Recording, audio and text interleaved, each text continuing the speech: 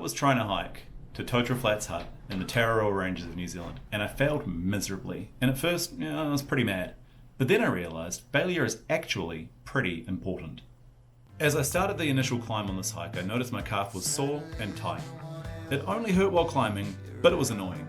I decided to turn around. I didn't want to injure myself and be stuck in the backcountry. At the end of this video, I'll explain why it was a great decision. Here's the part of the trail that I actually walked.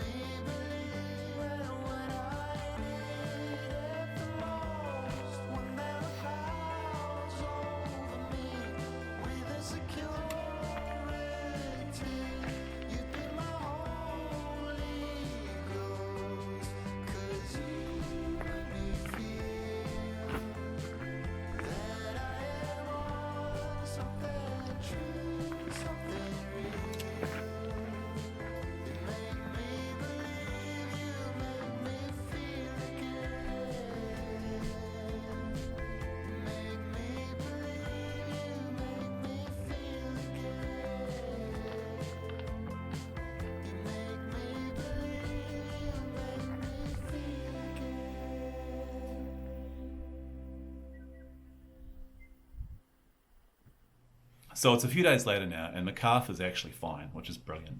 It reinforces for me that it was the right decision to get off trail. It certainly didn't feel like the right decision at the time, but whether cues are coming from the weather, or from other hikers, or from your own body, it's important to listen to them. And sometimes, to succeed in the future, you have to fail now. It's just how we learn. It's how we evolve. You don't get better by winning all the time. It's why winning sports teams, they really, when they lose, they learn and they get so much better. And that's what I'm trying to do. I'm trying to improve as a person and as a hiker. And so I'm trying to listen and do the right thing, So that's my wisdom for the day. You're welcome, I guess.